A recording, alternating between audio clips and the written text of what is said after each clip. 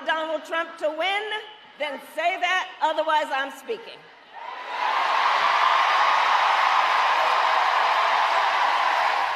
Well, Vice President Kamala Harris has been subjected to some heckling by anti-Israel protesters at her latest campaign event in Michigan. The protesters were shouting, "Kamala, Kamala, you can't hide. We won't vote for genocide."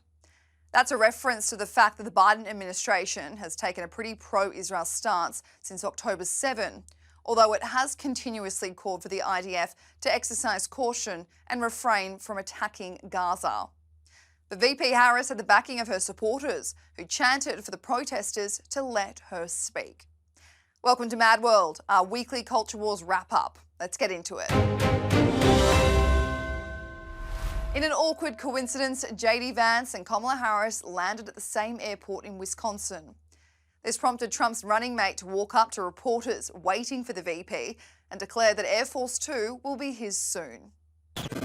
I figured I'd come by and wanted to take a bit on the plane, because hopefully it's going to be my plane in a few months, but I also thought you guys might get lonely because the Vice President doesn't answer questions from reporters and hasn't for 17 days. Have they given you guys an explanation for why she won't take questions from reporters? I know?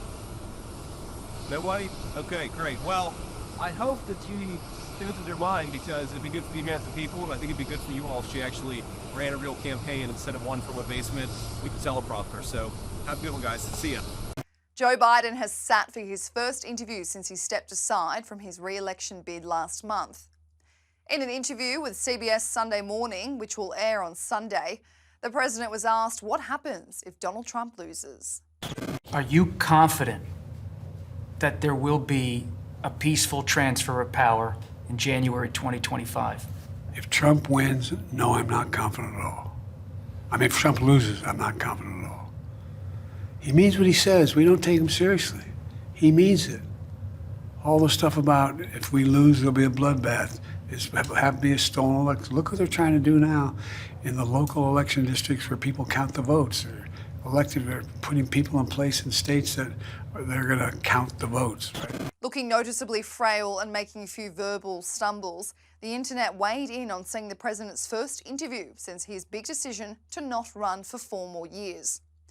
One person wrote on YouTube, "This guy is just so off. He's been off for 3 years." One wrote on X, "The initial slip here, if Trump wins, is a good example of what Democrats don't miss about Biden being on top of the ticket." Another wrote, "Just listening to him talk compared to Harris and Walz, it baffles me that some people were so adamant about him staying in the race." Elon Musk is back at it again with his political slurs, this time towards Kamala Harris. A video surfaced on X showing a montage of VP Harris speaking about equitable distribution and equity, where users compared her to Karl Marx. It has to be about a goal of saying everybody should end up in the same place. And since we didn't start in the same place, some folks might need more. Equitable distribution. Giving resources based on equity, understanding that we fight for equality, but we also need to fight for equity, understanding not everyone starts out at the same place.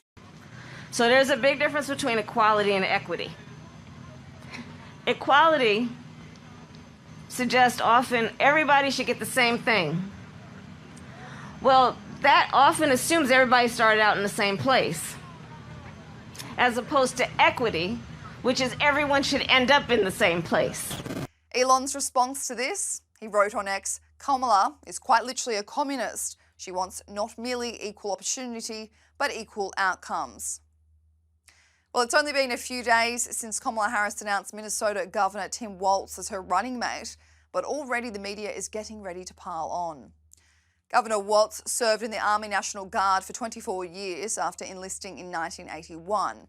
Time spent in the military is a huge political draw card for anyone running in office, but Tim Walz was criticised by his Republican counterpart JD Vance for not going to war. Because he said that and he was making a point about gun control, he said we shouldn't allow weapons that I used in war to be on America's streets. Well, I wonder, Tim Walz, when were you ever in war? What was this weapon that you carried into war, given that you abandoned your unit right before they went to Iraq, and he has not spent a day in a combat zone? What bothers me about Tim Walz is the stolen valor garbage. Do not pretend to be something that you're not. One of Tim Walz's former battalion members told Fox News he ditched us. It wasn't so bad for the troops at that time because they didn't really know what was going on. Where it really hit him is when they came back, and then it all exploded as what he got out to do, to go into politics and stuff like that.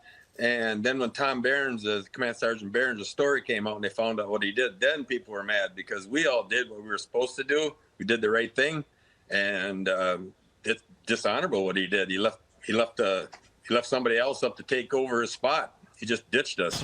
J.D. Vance served in the US Marines as a combat correspondent and military journalist and was deployed to Iraq for 6 months. Former House Speaker Nancy Pelosi was then asked about this battle of the VPs on MSNBC. J.D. Vance has criticized him as never having been in combat. And, has he? Has he? Well, has J.D. Vance been in combat? Well, I think he was over in Iraq, I think. These conflicting comments from both J.D. Vance and Tim Walz on their time serving prompted CNN correspondent Tom Foreman to fact-check on air. The claim about being in actual combat, that's different.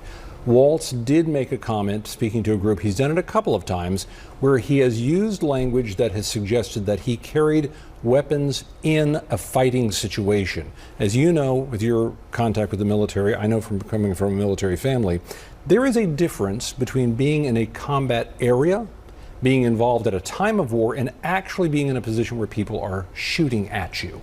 There is no evidence that at any time Governor Walz was in a position of being shot at, and some of his language could easily be seen to suggest that he was. So that is absolutely false when he said that about gun rights out there. Democratic Senator of Pennsylvania John Fetterman has given his 2 cents on which candidate could win his swing state. But it doesn't look like he's picked his own nominee. I think if you match up Trump and Harris, which I think that's really what this is really about, and I do believe he's going to win Pennsylvania. And of course, it's going to be close, but I've been maintaining that whether it's Biden, whether it was Clinton, or whether now it's with Vice President Harris, it's going to be very close. All week, headlines around Tim Walz have been centred around how he calls Republicans weird.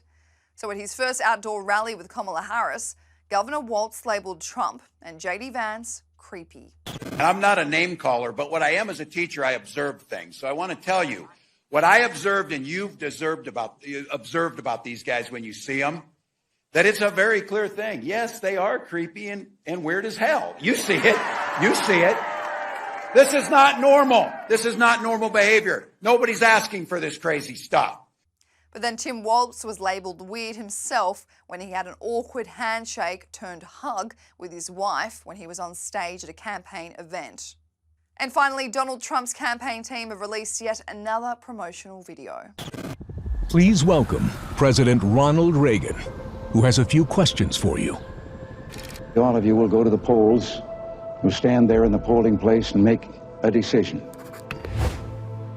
I think when you make that decision, it might be well if you would ask yourself, are you better off than you were 4 years ago? Is it easier for you to go and buy things in the stores than it was 4 years ago? Is there more or less unemployment in the country than there was 4 years ago?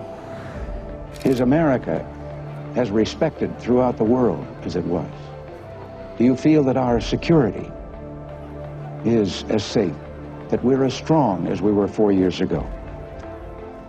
If you don't think that this course that we've been on for the last 4 years is what you would like to see us follow for the next 4, then I could suggest another choice that you have. President Trump. He'll make America great again.